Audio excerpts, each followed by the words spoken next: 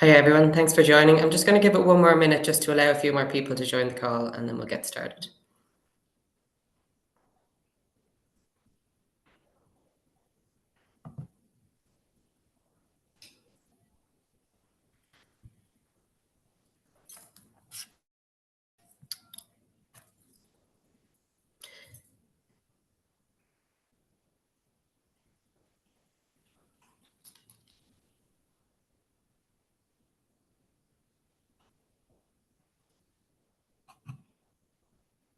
Okay, I think the numbers are starting to level off there. First of all, just a little housekeeping. So this meeting is being recorded, just to make you aware of that. You will have gotten a prompt, but just to let you know. Also, please remember to keep your mics off. And if you have any questions, you can use the chat function to add them in there and we'll address them at the end of the meeting. So then, I guess, thank you everyone for joining. My name is Heidi Malloy. I'm Responsible Sourcing Coordinator for Lidl Ireland and Northern Ireland, and I look after Lidl's Supplier Engagement Programme, for which this webinar has been created in collaboration with REEValue and Cork Chamber. So REEValue is a European funded project. It's running in 5 other countries, and it offers supports to businesses in the food, beverage and logistics sectors to become more energy efficient and improve the sustainability of their supply chains. And as I mentioned, today's webinar is part of our collaboration between Lidl Supplier Engagement Programme and Cork Chamber. And on that note, I might hand over to Alicia. Alicia is REEValue Lead and Sustainability Lead at Cork Chamber. Over to you, Alicia. Thank you, Heidi, and good morning, everyone. I'm delighted to welcome this morning again for the second round of these webinars that we have been organizing with Lidl Ireland and Northern Ireland as part of their supplier engagement program.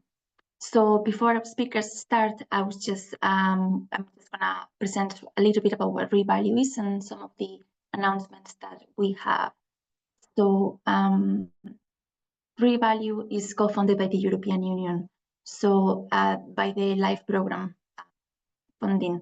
And our aim is to decarbonize food, drink, and transport value chains. So that's why we thought that may be very relevant for all of you here today. And some of you might have already been working with us in the year and a half that we've been working in REEValue.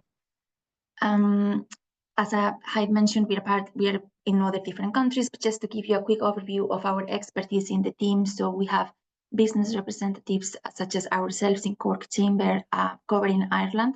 So that I actually wanted to mention that we are not only working with Cork Chamber members, but REEValue, since it's a live European program, is open and free for all Irish businesses that are in the food, beverage and transport industries. Then we also have similar colleagues in Malta, Portugal, and then the European Cold Storage Association, which is based in Belgium, but operates across Europe. Then we also have national agencies that work on water and energy conservation, both in Greece and Malta. And they are the ones that, for example, who would have been looking at our energy data coming from energy audits. Then we also have technical entities, one of them being based in Dublin. And I know his name is Conor Molloy. He's well known. He's an energy expert. He used to work for the SCAI as well. And then we also have a university in Italy, the University of Brescia, who are experts in value chain collaborations. And then lastly, might be relevant for some of you, we have a best practice case study, which is a large company based in Italy, and they produce ice cream and other like kind of small cakes, but they also export in Europe. And I believe they are starting to expand in North America as well. So it's a large company. Lastly, well, I would just like to mention a couple of events that we have coming up. So some of you might be interested in attending our international conference that we are organizing in Cork on the 11th and 12th of September. So this is free and open for everyone. And we expect companies to be coming from Europe as well. There will be, as I mentioned, there will be companies within your target industry. And the title of the conference is Decarbonizing European Value Chains. You can save the date, and if you're interested, you can send me an email and we'll let you know when registrations are open. We have recently just released a platform that could be very useful for all of you. So again, it's like all free, offers a quick self-assessment on your energy efficiency and just energy recommendations. It also gives you a quick carbon footprint estimation based on Scope 1 and Scope 2 emissions. Gives you also some energy savings recommendations, which will be similar to what you find in an energy audit, but tailored to your industry. And also access to green grants, which is what we are also doing here today with our speakers. If you're interested in knowing more about this, you can register to our demo, which we are doing live on May 13 at 10 a.m. And that will be myself and Connor, as I mentioned, Authentic Energy Management Services. So you can scan the QR code, register, or if you're interested, you can directly email me and we can set up a call. Okay, great. So with that, I'll stop sharing and I will introduce our first speaker. So today we have 4 speakers from 3 different industries. Our first speaker is Kathleen O'Regan, and she is the Senior Executive in the Sustainability Solutions Department at Enterprise Ireland. So she's going to present the grants and supports available to you from Enterprise Ireland. Hi, Kathleen. Hi, Melissa. Look, thanks very much. I'm just going to share my screen now, and just give me 2 seconds, and hopefully you'll be able to see it okay. Yeah. You see my screen there now? We see your screen. You, if you could put it in, in full screen there. Yeah. Screen one. Looks like you might have to share your screen again. Oh, okay. Yeah. Sorry, now just. Yeah. And then, yeah, let me see. Yeah, perfect. Thank you, Kathleen. Yeah, perfect, thanks. Great. So look, thanks very much for the invite. It's great to be here this morning. So I work in the Sustainability Solutions Department in Enterprise Ireland, and I'm just going to run through Enterprise Ireland supports just over the next 10 minutes. But if there are any Udaros client companies here, Udaros have very similar supports to Enterprise Ireland, so just to keep that in mind as well. So now I'll just see if my slides will move. Okay, sorry, they're just a bit slow to move. So Enterprise Ireland launched the Green Transition Fund in 2022, and this is a mixture of existing and new supports. And it's funded under the EU Recovery and Resilience Facility. And there are 2 different streams to the fund. There's a Climate Planning Fund for Business, which are our training and advisory grants. And we also have the Enterprise Emissions Reduction Investment Fund, which are our capital and our R&D supports. But under the Climate Planning Fund for Business, we have 4 different grants, and they range from a climate action voucher to strategic consultancy. So the climate action voucher is a short assignment or short engagement. It's typically up to 2 days with an external service provider. But we can also support course costs as well under the climate action voucher. So it's to fund companies to develop an initial decarbonisation or a sustainability or perhaps a circular economy action plan. So it really just is about getting companies started, but we can support projects under those kind of overall headings. So for example, under decarbonisation, it could be to develop a metering roadmap to better understand your carbon footprint. The next level of support is Access Advice Green Start, and this is our most popular grant. So I suppose it's not too small and it's not too big. It's €5,000 support. It's up to 7 days of a service provider coming into your company and providing advice on a wide range of activities. And typically what we're supporting here is companies looking to kind of further develop maybe their sustainability strategy and I suppose, do a gap analysis in terms of, what they have in place already, engage with, other stakeholders, benchmark where they are, in comparison to other companies, and develop that initial action plan. And we also have companies looking at life cycle assessment and, implementing environmental management systems. Green Plus then is a training grant. It's up to 100,000 in terms of total project cost, but the grant is up to 50%, up to 50,000. And we can support here the service provider daily rate up to €900 per day, the salary costs of the internal project team members. If there was any course costs, they can be supported at 50%. And if there was any digital platform for e-learning, those costs can also be supported and are eligible. And finally, then we have strategic consultancy, which is up to 70,000 and is a 50% grant. We can support a wide range of activities here for SMEs, but for large companies, we're limited, I suppose, in the amount of consultancy that we can provide. So large companies are limited to carrying out environmental studies or consultancy services, but these must be directly linked to potential investments. So, you know, if it was carrying out perhaps a technical feasibility study or something like that. So just to give you a kind of a flavour of the types of projects that we're approving and the sectors that we're working with, most of the projects, actually 27%, will come from food and drink, with 18% from construction, 14% from engineering, 12% from business services, and a wide range of other sectors. The majority of companies that we're working with are SMEs, 75%, with 18% large companies and 7% high potential startups. And when you look at the activities, you can see that a lot of companies are focusing in on that sustainability strategy and plan, how to calculate their carbon footprint, could be of their organisation or of products, implementing energy management systems, typically aligned to ISO 50001, developing carbon reduction roadmaps, developing a metering plan and putting in meters, energy management, sustainable procurement. Now with, I suppose, Green Plus, companies are looking at multiple activities. So we really see a lot of companies with Green Plus looking at aligning to international standards, but also really looking to engage with their supply chain. And while we can't, under Green Plus, we can support, I suppose, our client company in terms of the time that they're training. We can't support training of supply chain, but we kind of see train the trainer. So type training, so where we're training a client company and how they engage with their supply chain. So that's coming up a lot in most Green Plus application forms. And we're beginning to see a little bit more then around life cycle assessment, circular economy, waste, and then employee engagement.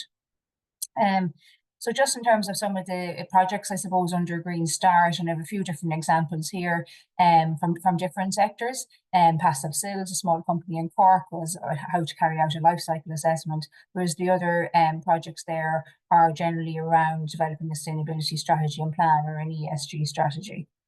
A few examples of Green Plus, and I've included one or two food companies here. Generally, Green Plus is about aligning to international standards that are recognised internationally. So the ISO standards, the SBTIs, you have the Alliance for Water Stewardship, aligning to disclosure platforms such as EcoVadis, or it could be CDP, aligning to the Sustainable Development Goals. So that's the type of activities that we're supporting under Green Plus, and sustainable procurement as well. And also life cycle assessment can be supported here if the project perhaps is more complex and there's training involved. The Enterprise Emissions Reduction Investment Fund, then we have three different tracks of funding here. The first two are our capital, and then third then is our R&D supports, and there are existing R&D supports, and if they are, you know, for developing new low carbon products, processes, or services, they're tagged under this particular fund. But I'm just going to focus on the capital supports here. So we have a capital support to decarbonise manufacturing heating processes. So typically companies are looking at heat pumps, heat recoveries, those type of technologies. And I suppose the majority of companies looking or availing of this support are probably from the food and drink sector. We have a small capital grant then for installing meters, and while it is called energy metering and tracking, we can also support water and steam meters as well. And in addition then to these two capital supports, we have energy and environmental aid. And this was a 300 million euro fund that was launched last year by the government to help achieve our targets under the Climate Action Plan. So the main focus here is on decarbonisation and reducing our emissions by 35% by 2030. But we can also support activities around broader resource efficiency and water, for example. So examples then just of companies that we've supported with the meters grant come from a range of sectors, but predominantly food, drink, you know, engineering, construction, and consumer products, and a range of different meters. And we can support the installation and commissioning costs. So this is up to 100,000. The total project cost, the grant is up to 50%. And we can support, I suppose, you know, more than one application as well. So in terms of the projects then under our larger capital support, so both the Enterprise Emissions Reduction Investment Fund and our environmental aid, predominantly we're working here with dairy and drinks protein companies, also construction and wood projects, and a range of different activities can be supported here, from heat pumps to hot water loops to heat recovery, to anaerobic digestion if it's closed loop. And then just examples of projects that we've supported there under environmental aid include, say, the Irish Distillers project to become carbon neutral, and then the Diageo project as well to become carbon neutral. So in addition to the grant supports, we have a number of other supports which are free resources, but I just like to flag them here in case companies aren't aware of them. We're running sustainability Kickstarter workshops roughly kind of every 2 weeks. With a bit of a break there for Easter, and we'll be running more later on in the year. These are 3-hour workshops. They're aimed for SMEs to develop an initial sustainability plan aligned to sustainable development goals. Up to 2 people can attend, and it's free to Enterprise Ireland, who draws the local enterprise office clients. So if that's something that you're interested in, you can log on to our website and register with phone of the upcoming workshops. We also have a Sustainability Leaders Programme, and this is in partnership with SkillNet. So this is 6 workshops over 12 weeks to develop a sustainability charter in line with the Sustainable Development Goals. It's aimed at SMEs, though large companies can attend as well. So if that's something that you're interested in, you can reach out to us at the green inbox, and just as an expression of interest. So we've been running both the Kickstarter and the leadership program for 2 years now, and have got very positive feedback from companies that have signed up. I'd also just like to flag that we have been running webinars on a range of different topics, and we're kicking off actually tomorrow on our first webinar for this year, which is on sustainability trends for business. We'll have one then on the eco-design for sustainable products regulation, ESG policies, green procurement, smart metering, sustainability reporting for SMEs, and then I suppose on the EU Omnibus and what this means for businesses in terms of sustainability reporting. So look, they might be of interest if you want to sign up for those. We've been running webinars for the last 2 years, and the webinars are available to watch back on our website. So this slide just gives an overview of the supports. I won't go into it in too much detail, but it just shows the different supports that are available from Enterprise Ireland for the different stages of a company's journey, whether they're beginning, whether they're investing, or at the transformational stage in terms of R&D and collaboration. And it also shows the supports that are available from other agencies, including SAI, who are here today, but also just I mentioned there before about the ESG policies, and we've a webinar coming up with the Irish Venture Capital Association. They have made ESG policy templates available on their website, which are free for companies to download. Now they're aimed at their startup kind of members, but they're really I think a good resource for all companies that are at the early stage of their sustainability journey. They're useful templates to use. So just a flag that they're there. So look, I am conscious of time. I'll be available for questions afterwards. But if you do want to reach out for more information, contact your client advisor, or you can email green@enterprise-ireland.com or check out our website. So thanks very much. Thank you, Kathleen. That was great, and great to see all of the webinars that you have been organizing, and other projects on circular economy, as well as energy as well. I'd like to remind all the attendees as well that we have a Q&A at the end of the 4 speakers. You're more than welcome to start typing your questions as the speakers are presenting themselves. So next up, I'd like to introduce Patrick Donoghue, who is the Program Executive at the SEAI, the Sustainable Energy Authority of Ireland, but most specifically on the EXCEED program. Hey. Hi, Patrick, over to you. Thanks, Alicia. Hi, everyone. Yeah, I'm just going to talk through kind of what are the funding opportunities through EXCEED.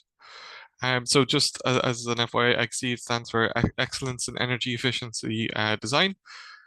So what I'll do is I'll talk quickly through what is EXCEED, who is it for, why to pick EXCEED and what makes it different, and then what grant supports are available, and then a couple of case studies based in Cork. So what is Exceed? So the Exceed program has kind of three pillars of support that are designed to accelerate industry decarbonization. So the first one is scaling up energy efficient design supply chains. So that's with training and mentoring on the ED process on how to really design for energy efficiency. The next is speeding up investment. So that's in ED design and capital, with funding opportunities up to 3 million and 40% of costs. And then lastly, it's recognition of energy efficient design with IS 399 certification. So IS 399 is an Irish standard based on energy efficient design. So really, who's it for? So we've done load now. I haven't personally. I'm only relatively new to the team, but Exceed has supported over 100, close to 200 plus projects throughout the country. You can see there on the map where they're located. We've saved around 14 million annually in OPEX. That equates to about 46,000 tons of CO2. We supported 88 million in capital expenditure, with 25 million in grant supports. The largest grant was 1.5 million for a pharmaceutical greenfield site. And actually 25% of the grant applications are for the manufacturing processes. So really, so who's Exceed for? It's for kind of brand new facilities and buildings. So if you're going to go ahead and build a new hotel, a new shop, a new manufacturing facility, any sort of upgrade projects, or repurposing of existing buildings and facilities, as well as the actual manufacturing process itself. So if you look at your production line, if you want to improve the energy efficiency of that system rather than your whole site, that's something we support as well. And really the sectors we support are pharmaceutical, food and drink production, commercial, manufacturing, heavy industry, as well as public sector buildings. Oh, sorry. So why Exceed? So Exceed is different than kind of a standard audit approach. So the SEI offers kind of vouchers for audits, but really the Exceed looks at the whole site rather than each individual SEU. So rather than just looking at the lighting and coming up with an opportunity, you're looking at your steam system or your HVAC systems and saying, okay, if you put this in instead, you'll save energy. It's really looking at the entire system as a whole and seeing where energy goes, why it's needed, and then working back from that to see what opportunities there might be to save energy. So it's a very holistic approach to energy design. Really, in terms of kind of engaging with the process, because it's looking at the design, really you want to get in as early as possible. So the earlier the engagement, the more bang for your buck you're going to get in terms of investment costs. So you can invest a little at the early stage of design and really change how the design is going about. So rather than putting in a boiler, you look at maybe putting in a heat pump or an electric boiler or removing steam altogether. And by doing it then, instead of having to redo designs or relook at your civil stuff, it's there from the outset. So it's costing less to implement, but the saving potential is quite significant. But then as you're getting into procurement and construction, the opportunities for changing anything in your design will always be minimal. And the cost then of making any changes is going to be larger. And then any savings is going to drop off, as you can see kind of the curve there. So really the best time to engage with any kind of Exceed or energy efficiency design process is to do it early. So what do we support? So there's kind of three main aspects. So there's training and mentorship, which I mentioned earlier. So we hold a regular training session every month on the actual EED process itself. It's free to attend. It's a 4-hour session. So it's very detailed, and you'll get to learn a lot about what is ED, why it's a good move, and how to go about doing it. We also offer mentorship. So if you want to go and take it instead of going, say, external consultancy, we can kind of hold your hand a little bit, offer touch points to really guide you along the way. And both of those are provided at no cost. Then if you're going about an ED, so ED is going above and beyond what the standard design is. So any costs associated with doing that process. So if you want to hire an external consultant, hire a specialist, hire someone to do energy modeling, we'll cover a lot of the costs of that. So 50% of the design costs of those are subsidized, but it goes up to 70% if you're a small enterprise. And then we also offer capital investment. So capital expenditures related to anything that comes out of an EED, we can support up to 30% usually, 40% if it's a heat pump. But then there's a 10% to 20% uplift for small and medium enterprises, to a maximum of 3 million. So if you're going for 30%, you're going to be spending 9 million to get that 3 million. So we'll cover generally 30% of the cost of that. So what is the journey? So the first one is the design stage. So before you go about any ED studies, it would be to kind of apply for us for it, then go about your design and then get the grant payout. Then before you go to kind of your capital stage, as you're getting ready for that, is to apply. Once you got your letter of offer and approval for that, you can go ahead, go about the project, and once that's complete, then you'll get your grant, the 30% for that, and hopefully any certification along with that.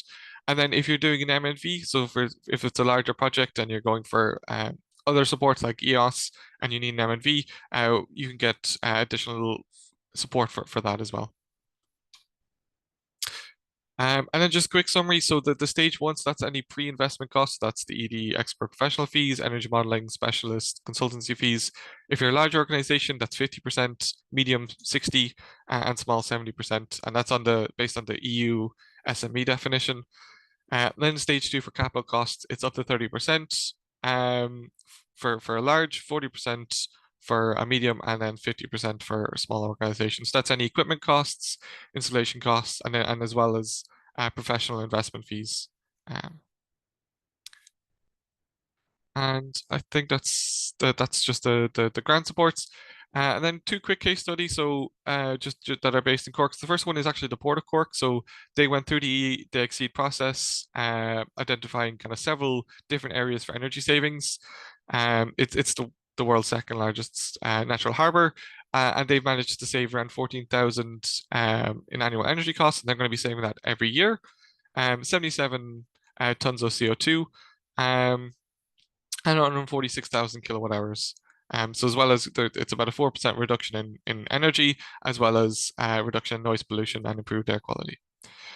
Then the second one is the Tyndall Institute, which is based in Cork as well as part of UCC. And they saved, they're saving around 330,000 per year, and saving around 720 tons of CO2. So just a different comparison of we do support smaller scale projects and then also bigger projects. The support that we provide is based on the scale. So we were happy to support both. And I think that's a good time to stop off. Thanks, everyone. Thanks, Patrick. That was great. Thank you also for showing two case studies. It's good always to see the impact both in savings, both in like energy and money. Thank you. Okay, next up we have Katrina Hodon from the SDAI as well, but she is from the Large Industry Energy Network. She's going to present the supports from them. Hi, Katrina. Oh, if you could please mute yourself there. Yeah. Hi, Alicia. Just let me know if my screen starts sharing. At the moment, oh, we lost the screen. If you can share your screen again.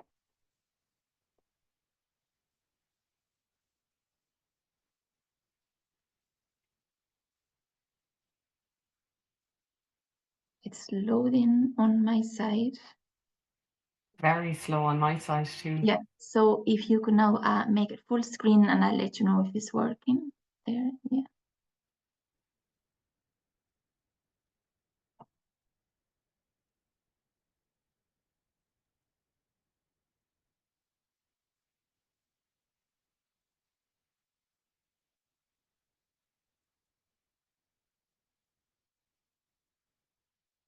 It's showing I on just need to mode, change so the display setting.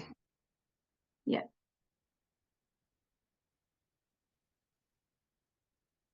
Has that worked? It is loading, but I think you did the right thing there. Just I'll confirm if, yeah, perfect. Yeah, we can see it now. Thanks, Katrina. Great, thank you. Sorry for the delay there. And everything's okay there still, is it? Yes, yeah, perfect. Yeah. Okay, so thanks a million for the invite here today to the REEValue team. So we're always very eager to get the word out about Lean and to grow our network. So I'll just kick off without further delay there. Very slow.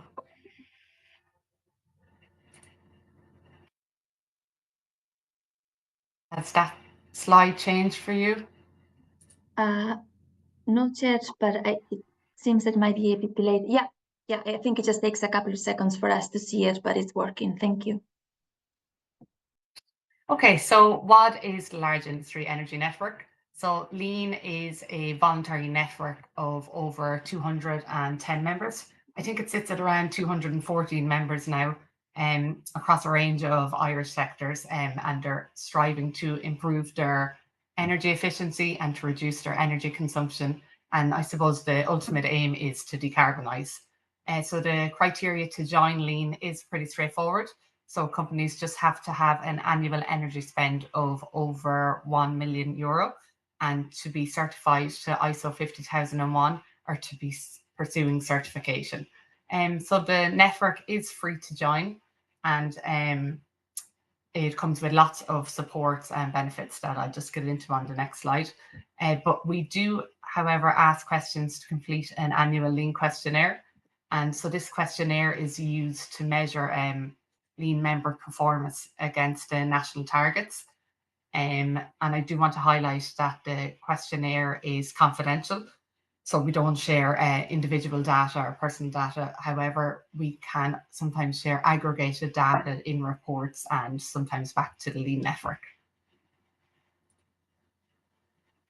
Okay, so these are just a few of the supports that are offered to Lean members. And so there's a whole range of supports that are free to use as they wish, but not under any obligation to use. And the supports include expert advice. So all members are allocated 5 free days of expert energy consultancy every year with a relationship manager. There's also different training sessions facilitated, and these could be energy performance indicators, ISO 50001 training, energy auditing basics and obligations, and it's not limited to that, but they're just a few examples.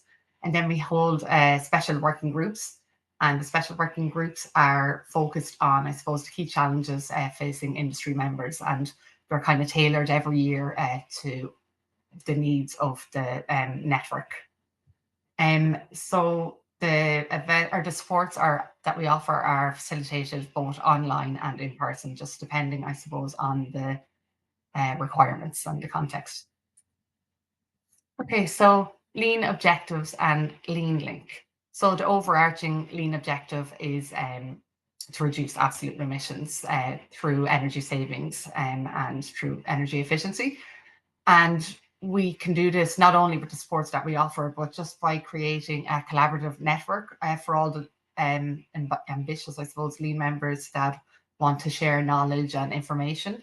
So Lean Link is a portal that has been created especially for Lean members, where they can distribute information or share information, where they can ask questions, where we can actually share guidance documents and materials and resources up to the portal.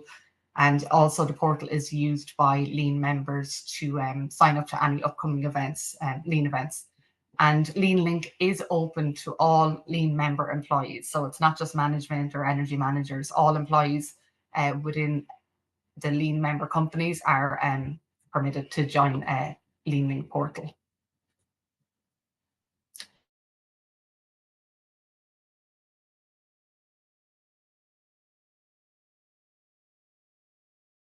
Okay, so the Lean calendar, so it outlines all the events originally scheduled at the start of the year, and then the calendar is updated as the year progresses and I suppose the dates are finalised.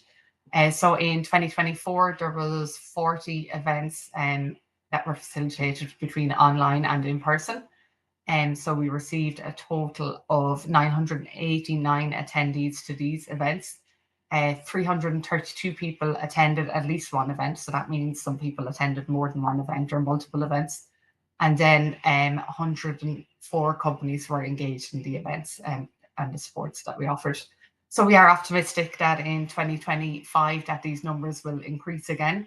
And we really do encourage engagement, particularly for new members that might not be familiar with the supports.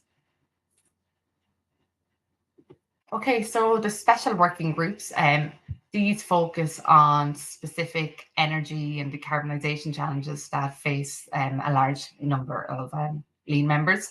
And the groups can collaborate to share insights and knowledge, and it does provide an opportunity for networking as well. So the key focus of the special working group is always to support the lean members with their decarbonisation roadmaps and journey. Okay, so the lean emissions evaluation methodology. So this is just a little bit technical, but I do think it's important for the participants to know about it and to know about the support.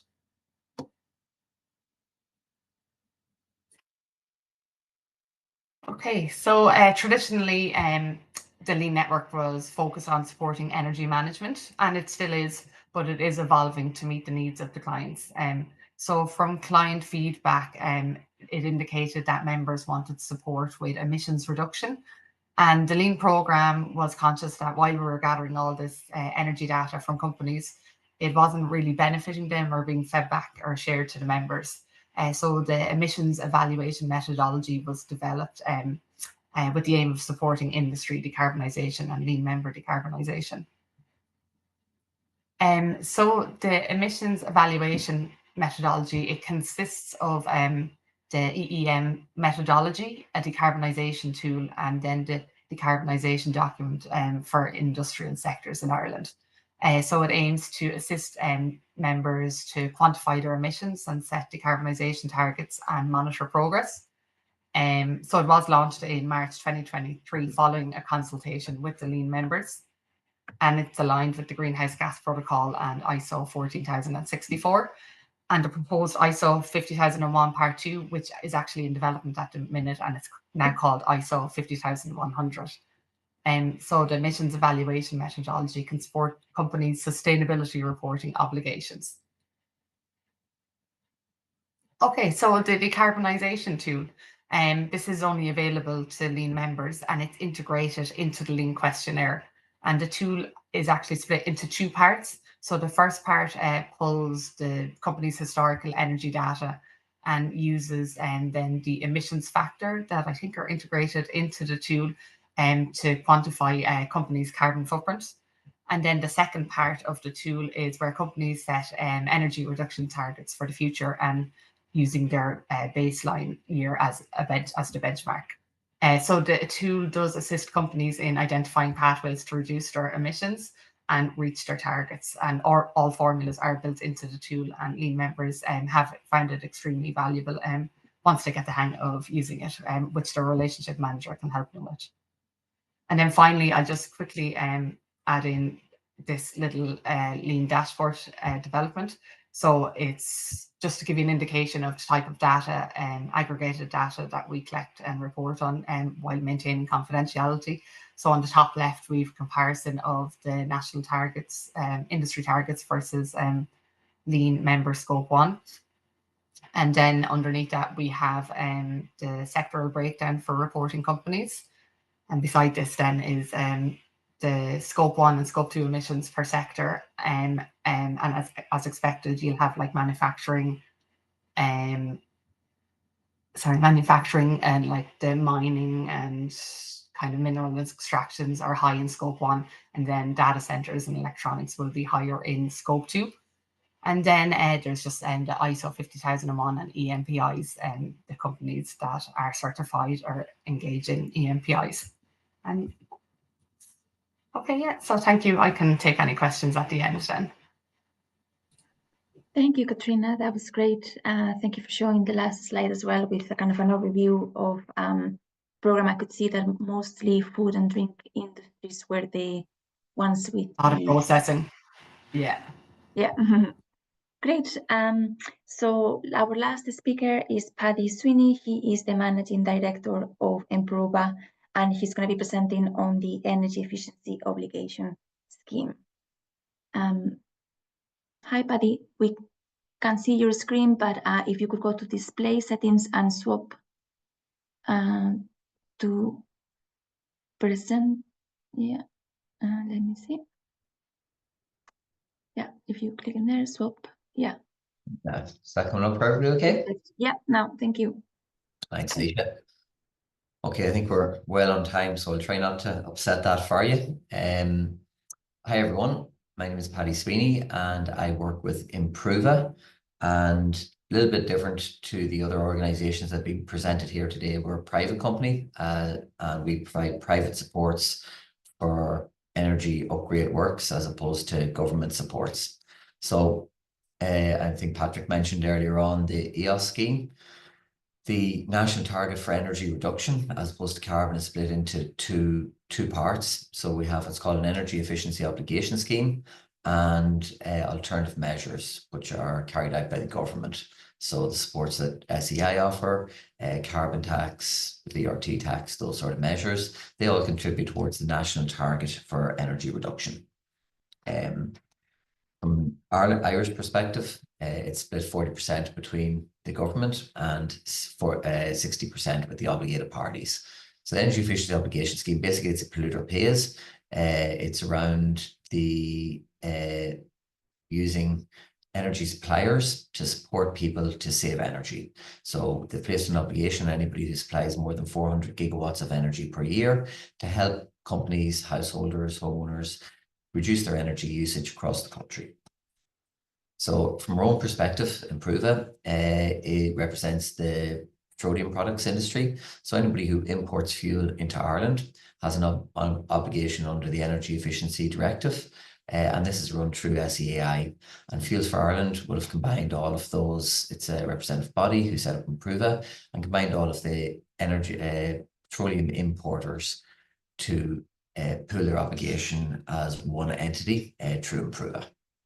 So what that looks like from a national perspective, Ireland Inc. do 40% of the energy savings for the country. Improva would do about 37%, and then the rest of the obligated parties, the electric and gas suppliers, would do about 23%. So that's roughly what it looks like from a comparative basis between ourselves and the other obligated parties. So yeah, quite a large portion of the energy reduction targets for Ireland sit with ourselves. So how do we do this, I suppose, is the question. So we can support anybody to make any energy savings. So that goes for both householders, commercial, industrial, large, small, no restriction on what we can get involved in. So in a very simplistic term, we can actually give a contribution just for the energy saved. So kilowatt hours of verified savings can actually provide a monthly contribution. But a lot more usual would be to give support services to try and help or unblock these savings actually being achieved. So that would be around measurement and verification, any technical supports, access to expertise, fleet management, metering solutions, implementation of ISO or support for ISO, and then project management or grant administration for organizations as well. We really support anything that reduces energy. Some of the more common projects, especially maybe on the smaller energy users, would be around HVAC, refrigeration, motors, VSDs, pump upgrades, those sort of projects. Quite easy to support them, quite easy to verify the savings. So generally, the projects that we do fall into two categories. Ones that are relatively easy to verify, because we do have to verify the savings to SEAI. And they would be the smaller savings. So the lighting, pipe insulation, steam traps, electric vehicles, all have very good deemed savings from SEAI. So specified savings on what you can achieve for what you did. And it's very simplistic to put these into tools that have been provided by SEAI, and then we give us the actual saving that you have. And then we can either financially support or give other supports to help the implementation project. On the other side, there is a requirement for us to do verification, and some of those may require a lot more complicated verification reports, especially for our larger energy users. that would be, say, in the lean network are very large users as well, refineries or companies like that. And it gets a little bit more complicated around how we do those saving calculations. And that's something that we do in-house or help you with do on your own premises as well. The big issue with that is just to make sure that we do have a plan in place prior to doing the project. So it's really around timing. Once we have an M&V plan in place, it's very easy to verify those savings. Very difficult to do it after the measure has been completed. Just one grant support that I will mention that hasn't been mentioned here today. So obviously you have Exceed and you have your lean supports, but there are other grant measure or other grant schemes out there from SEI as well. Better Energy Communities would be one that we do on a regular basis, our communities grant. So that's where you get a number of organizations together and they all apply for different levels of funding. So you can have residential, commercial, industrial, anybody can apply. And typically it's about a 30% grant on it, a little bit less maybe, depending on the measures that you're implementing. This is very easy grant application. It's dealing just with ourselves and we deal with all the administration of it as the obligated party. We would do all the engagement with SEI, drawdown of grants, applications for grants, quality assurance, all that sort of stuff. So it just makes it a lot easier for the clients to be able to access grants rather than a full process. And there's obviously energy efficiency obligation scheme supports that can be given in relation to those as well if the projects are big enough. The key one for that is obviously early engagement. Typically if you're making grant application, it can take weeks, months to get through. So you really do need to be engaging quite a while prior to actual implementation of the project on site or before you're incurring any costs, which would include deposits as well. So just if you want to get them all in, timing is very important. So from our own perspective, the supports that we give probably fall into two categories: standard projects, which are on maybe smaller energy users, a little bit more simplistic, straight boiler swap out or lighting, even insulating your building, changing your windows. All of those can generate energy savings. And on the more simplistic ones, SEI have a very good suite of tools that we can use to verify those very simply. If there are requirements, we obviously can verify them outside of those. Once you move into the larger, more complex projects, hundreds of thousands, millions, there is a requirement to do a monitoring verification plan and then a report at the end. So we can give that to SEI and they can verify the savings that are achieved. Again, the real key to this is early engagement. We really do need to be involved before the project happens to generate energy savings. So if you did a project last year and come to us and say, can we get EOS support for it?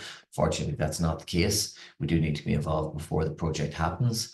And depending on the complexity of the project, it may take us a little while to get that engagement right, be it grant application or M&V plan for the actual project itself.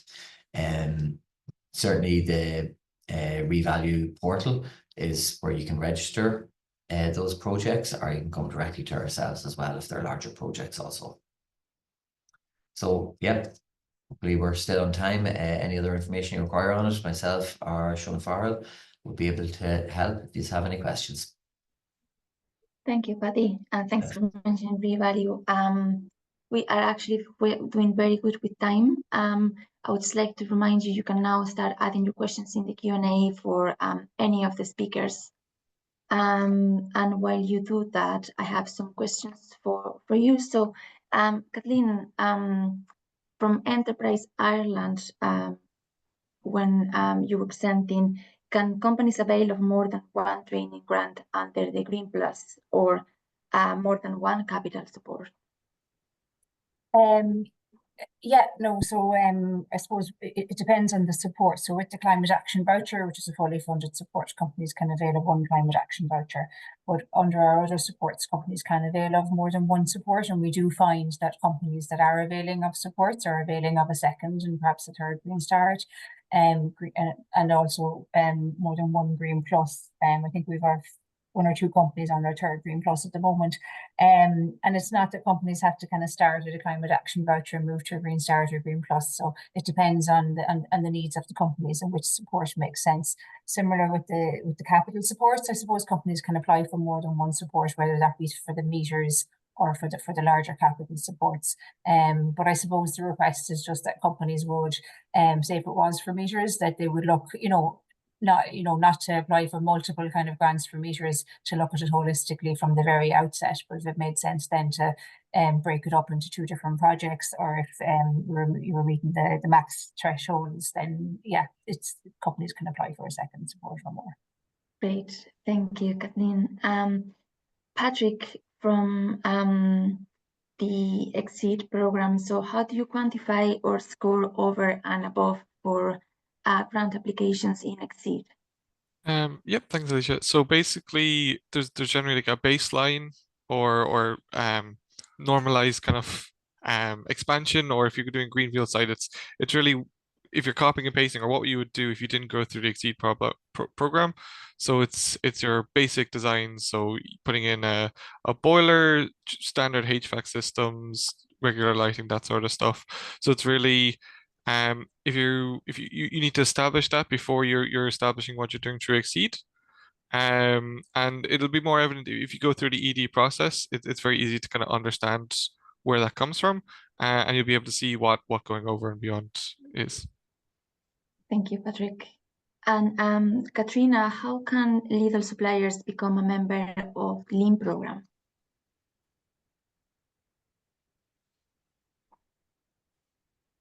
You're on mute, Seems that Katrina. the line might be a bit slow. Maybe if you could switch off your camera. Oh, it's coming back now, but all good? yes. Sorry, Alicia, can you repeat the question there again? I got distracted. Oh, I was just asking, how can the Lidl suppliers on the call become part of your Lean program?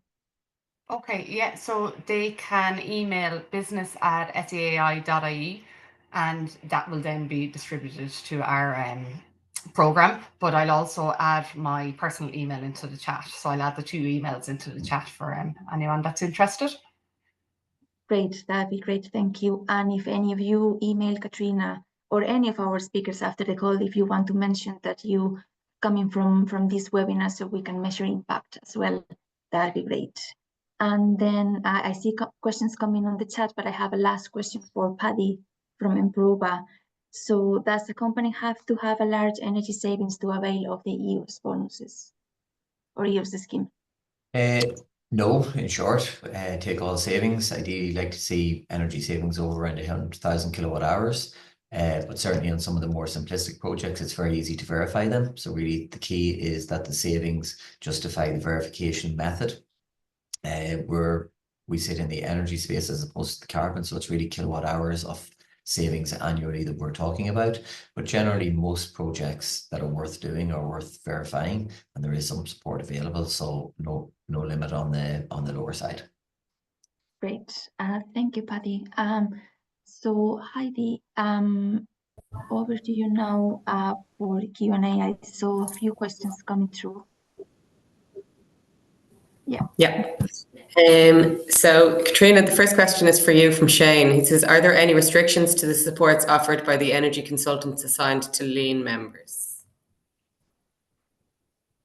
Yes, there would be some restrictions. So the energy consultants can't support Lean members with any kind of legal requirements. So, for example, any companies that are obligated to do energy audits, the energy consultants can't do that energy audit on their behalf. So it's mainly advisory and mentoring support that they offer. But they can engage the consultants to maybe have presentations on their behalf or come in and give talks to the company. But it's mainly advisory and mentoring.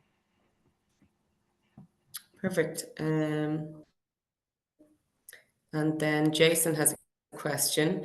Just for everyone, just checking if any of the schemes or memberships mentioned can apply to Northern Irish companies as well.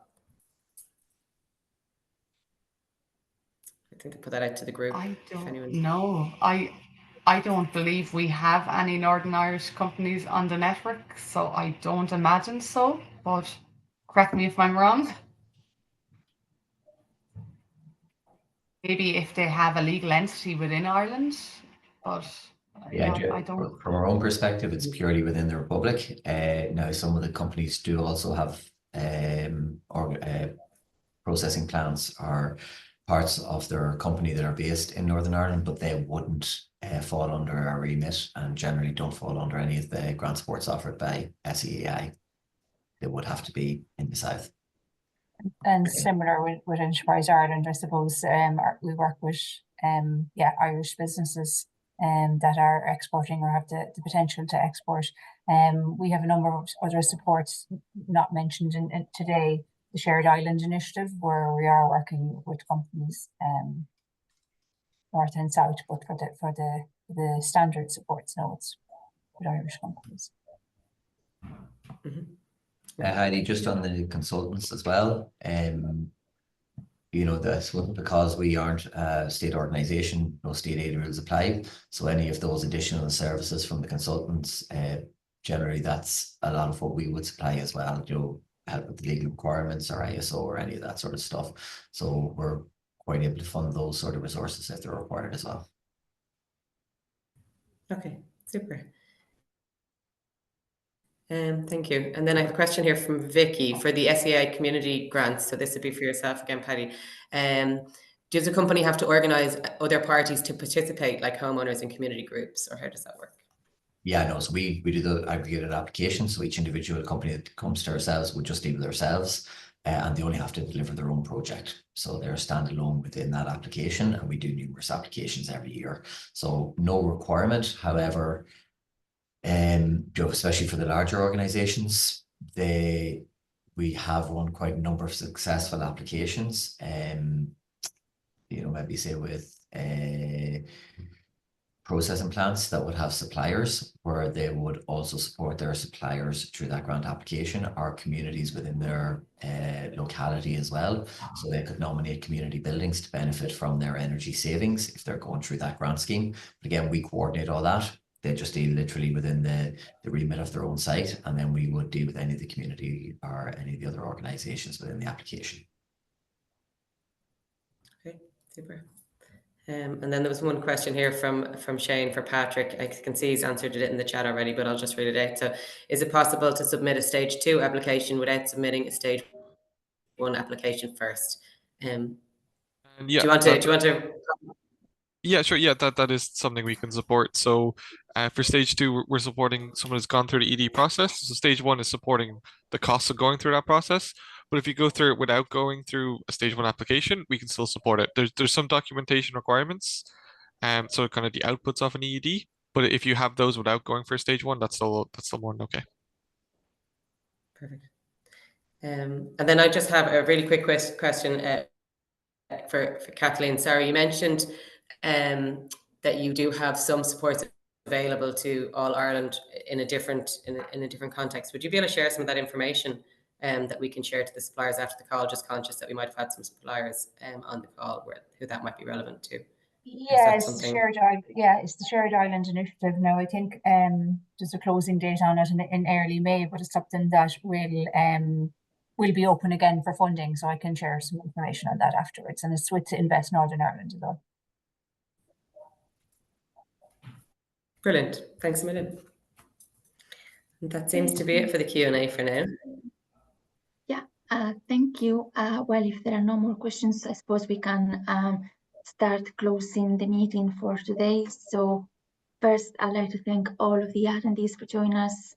We hope that this was of help to you. I'm sure that you learned a few supports that maybe you were not aware of, and you're more than welcome to contact the speakers directly, or even myself, alicia@corkchamber.ie. Next, I'd like to thank our speakers, Kathleen, Patrick, Katrina, and Paddy, and the organizations Enterprise Ireland, the SEAI, and Improva. And then lastly, to thank Heidi and the wider Lidl team for helping us co-organizing these events. And let us REEValue and Cork Chamber contribute to the Lidl supplier program. So we hope that has been positive for all of your suppliers. And thank you for me as well. Yeah, and just from our side, thank you very much. Sorry. Thanks to all the speakers for joining and providing that lovely information. And thank you very much to Alicia and the team at Cork Chamber for facilitating a brilliant webinar again for us. Yeah, and thanks to everyone for joining. Thank you, everyone. Thank you, guys. Thank you. Thanks. Bye-bye.